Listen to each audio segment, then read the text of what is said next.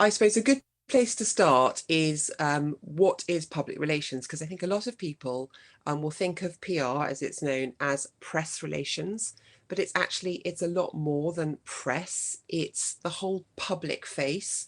So I actually often refer to it as reputation building, because it is about what people see and hear, but also think and feel about your company. So it's very much the public face. And a lot of that is demonstrated through the press, through the media, through social media. It's every sort of form of communication that you put out falls under the banner of public relations. And one of the governing bodies of public relations, which is the CIPR, describes public relations as, it says, PR is about reputation. It's the result of what you say, what you do, and what others say about you. So there's a few words that define public relations, and I think one of them is influence.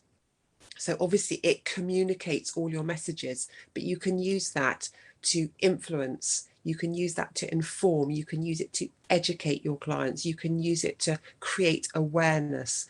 I don't know if you can think of any sort of other words that fall into this category. So it's basically, it's more than sales. I think a lot of people, they think that public relations is just, a bit like advertising, if you like. And I don't, are you aware of the difference between PR and advertising? Do you want me to quickly okay, shall I just quickly run through it? Okay. So in short, advertising is, you open your magazine and there's a big advertisement, and I'm really generalizing. It's a photograph, a bit of text, and it's kind of saying, buy my product, it's great. Or, come to this country, or use my service, or whatever it might be, it's fabulous. And you buy that space and you're selling, but you're not influencing. And this is where I think public relations is very different, because public relations is you open the same magazine or whatever, and you're reading an article and you think, oh, that article's interesting, I want to read it. You read it, and it tells you about the benefits and how you can use this service, or what you'll sort of achieve if you buy that product, or experience that experience, if you like. It's very much like a third party endorsement, and I think that's why it's more clever, because it's not the company saying, buy my product, it's great. It's someone else, and that might be the journalist, so therefore the publication, or it could even be somebody in that article saying, I've used this, I went on this boat, or I traveled to this country, I had this amazing experience. And it's that third party endorsement, and you can really make that press piece relatable, so that people and that's what I mean. You just sort of get under the skin a bit more than an advert. And I think also, as consumers, we're savvy. We'll see when an advert's, we can tell when something's been bought and paid for. Whereas with public relations, it's just a sort of cleverer way of selling your services. So whilst I'm saying it's not a direct sale, it's an influence to the sale. And as I said, it's all about that third party endorsement. And then, so public relations, now you hopefully understand the difference between advertising, so pure buying a space. Public relations, of course, there's no guarantee, because you can do what you can to get in the press. At the end of the day, an editor might say, we haven't got space, and the whole thing's pulled. So there is that gamble. But when you do get that press coverage, you're infiltrating your clients much more. And as I said, it's making it relatable. And therefore you're building your credibility, you're sort of strengthening your engagement. And so when you throw social media into that too, you've got this wonderful connection. You're identifying with your customer and your clients, and you're building that trust and that credibility and the visibility. And all these things are what customers are looking for nowadays. They they're not going to buy from someone they meet the first time.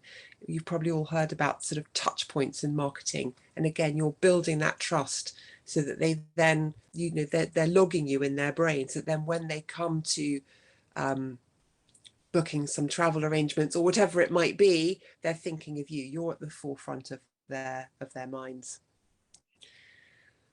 So to get your media ready, we need to get clarity on your back. And this is where the sort of marketing comes in. And as I said, I've got a marketing background and a public relations background, and I do pull the two together. Obviously, you can go straight in and doing public relations, but I just want you to spend a few minutes just sort of delving into your background, because I think you'll get more out of your campaign, your public relations campaign, if you're really clear and if you've got that clarity on your background, rather than just sending out press releases sort of willy-nilly, and it's going to be more like throwing mud at the wall. So what we need to do is we need to make sure that you've got your messaging clear. You're really clear on what you want to achieve from this public relations campaign. And I call it campaign, think of it like a project. It's really, really important that you know your audience. And you've also, when you're looking for your stories and things, you need to think about what makes you unique and what sets you apart from the competition. Now, just quickly, I know this is really difficult, sorry, without the slides, but on nailing your messaging, it's like, well, when people talk about being on brand. And so if you think of that, so keep your brand at the forefront, so that when you're talking, whether you're writing a release or it's something on social media, you're really clear on what you're trying to say, what your tone of voice is, what your sort of overall sort of brand is. So for example, if you've got a very, very professional top end sort of look and feel to your website, you don't want your sort of public relations message to be all right, and so talking to a sort of different audience. So you've got to be really clear, and that's why I talk about nailing your messaging. And one of the ways to think about your messaging is think about how you want to be perceived and what you want to be known for. And if you also think about, sometimes when you're chatting to a friend, it's often the easiest way to think about it. How do you describe your business? Because often when you're not in that sort of sales pitch environment, but you're chatting to someone and you describe what you do, that's when those sort of casual descriptions, they're the ones that resonate the most with your audience. So just go through and think about what you're saying in your messaging. And that will really help you become clear on sort of what you stand for and, as I said, how you come across.